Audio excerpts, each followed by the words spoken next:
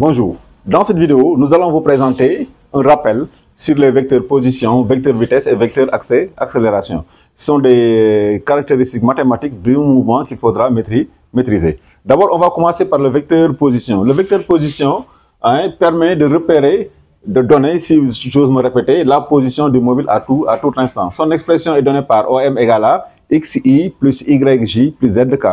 X, Y, Z sont les coordonnées. Et de ce fait, nous aurons la norme de vecteur position OM qui sera égale à racine carrée de X carré plus Y au carré plus Z au carré. Et dans un mouvement, X, Y et Z étant en fonction du temps, on les appelle les équations horaires. Et si deux seules des coordonnées, c'est-à-dire X, Y ou X, Z ou Y, X, sont en fonction du temps, dans ce cas, on dira que le mouvement est un mouvement qui est plan. Pour le vecteur vitesse instantanée, on le note V et son expression en coordonnées cartésiennes est donnée par d de OM sur dt. Quand je dis d de OM sur dt, c'est-à-dire la dérivée du vecteur position par rapport au vecteur temps. Et si je remplace le vecteur position par son expression, j'aurai le vecteur vitesse V qui sera égal à d de x sur d de t fois i, d de y sur d de t fois j, d de z sur d de t fois k. Et vous le savez plus que moi, i, j et k, on les appelle les bases de notre paire. On va appeler Vx qui est égal à d de x sur dt par x point, Vy qui est égal à d de y sur dt par y point, et Vz qui est égal à d de z sur dt par z point. Donc on aura finalement la norme du vecteur vitesse V, ça sera égal à racine carrée de x point au carré plus y point au carré plus z point au carré. Maintenant pour le vecteur accélération, on va d'abord identifier le vecteur accélération moyenne qui est donné, dont son expression est donnée par delta de V, la variation du vecteur vitesse instantanée par rapport au temps. Ce qu'on peut matérialiser par V2 moins V1 sur T2 moins T1 qui est la durée. Et on va aussi identifier le vecteur accélération instantanée qui sera donné par la dérivée, cette fois-ci, du vecteur vitesse instantanée par rapport au temps. Donc ça sera égal à 2 fois la dérivée du vecteur position par rapport au delta T au carré. Et on aura x2 point i.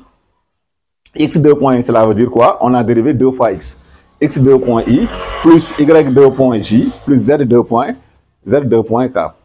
Maintenant, et si nous donnons l'expression du vecteur accélération dans la base de freinée, nous aurons a qui sera égal à at fois ut plus an fois un. C'est quoi ut? Ut, c'est le vecteur unitaire suivant la tangente et un, le vecteur unitaire suivant la normale. Et de ce fait, at qui est là, on va l'appeler la composante tangentielle qui est égale à la dérivée de la norme de la vitesse par rapport au temps. Et on dira tout simplement en physique que l'accélération tangentielle matérialise la variation de la norme.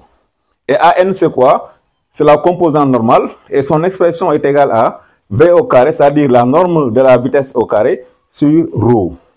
Ρ étant le rayon de courbure de la trajectoire. Et on dira en physique que an représente la variation de la direction du vecteur vitesse par rapport au temps. Donc voilà les expressions des vecteurs position, vitesse et accélération en coordonnées cartésiennes. Maintenant, dans la vidéo qui va suivre, nous allons faire une application pratique de ces expressions. Bonjour. Dans cette vidéo, nous allons vous présenter une application de la détermination du vecteur position, vecteur vitesse et vecteur accélération, c'est-à-dire la résolution mathématique d'un problème de cinématique. Donc, on nous a donné dans l'exercice les équations horaires x égale à t au carré moins 1 et y égale à 2t. La première question, c'était de déterminer l'équation cartésienne. Qu'est-ce qu'on fait? On va éliminer t dans la deuxième équation. Donc, à partir de l'équation y égale à 2t, nous allons tirer t. Donc, on trouve t égale à y sur 2. Et après, qu'est-ce qu'on va faire de ce t? On va remplacer dans la première équation. Donc, on aura x où on avait t au carré. Je remplace t par y sur 2. Ça va donner y au carré sur 4 moins 1. Donc, qu'est-ce qu'on constate? On constate que nous avons un polynôme du second degré. Donc, le mouvement est un mouvement parabolique. Ensuite, on demande de donner l'expression de la vitesse. Pour avoir la vitesse à partir des équations horaires, qu'est-ce qu'on fait? On va dériver. Vx est égal à d de x sur dt. On dérive t au carré moins 1, ce qui va nous donner 2t. Et ensuite, pour avoir Vy, c'est d de y sur dt. On dérive 2t et la dérivée de 2t va donner 2. Ce qui fait donc Vx sera égal à 2t. Vy égale à 2. Et pour avoir la norme V, on aura Vx au carré plus Vy au carré, ce qui va nous donner la racine carrée de 4t au carré plus 4. Ensuite, on demande de donner l'expression de l'accélération. Nous avons les coordonnées du vecteur vitesse et nous voulons établir celle de l'accélération. Qu'est-ce qu'on fait? On va dériver. Ax, c'est égal à d de Vx sur dt. Vx, c'est égal à 2t. Quand on dérive 2t, nous aurons 2. Et Ay, c'est d de Vy sur dt. Vy étant égal à 2, qui est une constante. La dérivée de la constante va donner 0. Ce qui fait donc le vecteur accélération aura pour abscisse 2 et pour l'ordonnée 0. Donc on aura un vecteur qui est constante et sa norme, ça sera égal à 2 mètres par seconde au carré. Donc voilà pour le vecteur accélération. Dans la suite, on demande de donner la nature du mouvement. Donc là, vous voyez, si on analyse les expressions de l'accélération suivant x et y, on voit que suivant x, nous avons une constante. Donc le mouvement est rectiligne uniformément varié.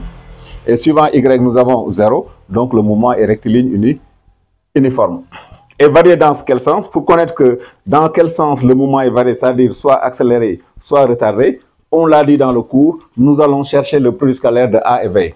Donc nous aurons A scalaire V, ça va donner 2 fois 2t, c'est 4t qui est toujours positif. Donc le mouvement est accéléré. Car dans le cours, on nous a dit que si le produit scalaire est positif, le mouvement est accéléré. Si le produit scalaire est négatif, le mouvement est décéléré. Et dans la dernière question, on demande de donner la composante tangentielle de l'accélération. Qu'est-ce qu'on fait? On l'avait dit dans le cours tout à l'heure, dans l'autre vidéo, que AT égale à d de V sur dt. V, c'est racine carrée de 4t au carré plus 4. On va dériver. Et vous êtes plus apte que moi à dériver la fonction. Et si on dérive, on aura 2t sur racine carrée de t au carré plus 1. Voilà pour l'accélération tangentielle. Maintenant, pour l'accélération normale, on sait que A, la norme de A, c'est égal à racine carrée de AN au carré plus AT au carré. Donc, on aura AN qui sera égal à racine carrée de A au carré moins AT au carré. On remplace. A, c'était 2, c'est là. A au carré, ça va donner 4. AT, c'est 2t sur racine carrée de t au carré plus 1. On élève au carré, on aura 4t au carré sur t au carré plus 1. On va faire la somme, on trouve que l'accélération normale qui sera égale à 2 sur racine carrée de t au carré plus 1. Et pour avoir le rayon de courbure, on va utiliser l'expression de l'accélération normale que nous avons donnée tout à l'heure, à savoir que AN égale à V au carré sur ρ. Donc on tire ρ de là, donc nous aurons ρ égale à V au carré sur AN. V au carré. B, c'est racine carrée de 4t au carré plus 4. V au carré, ça donne 4 facteur de t au carré plus 1. On a mis le 4 en facteur 1. Sur 2, on multiplie par racine carrée de t au carré plus 1. On va simplifier le 4, le 2, ça va donner 2. Donc là, nous aurons racine carrée de t au carré plus 1, le tout au cube. Voilà pour l'expression de l'accélération normale. Et là, vous voyez que cette partie du programme ne nécessite que des connaissances mathématiques. Savoir dériver et savoir réduire, ordonner une fonction polynôme du second degré.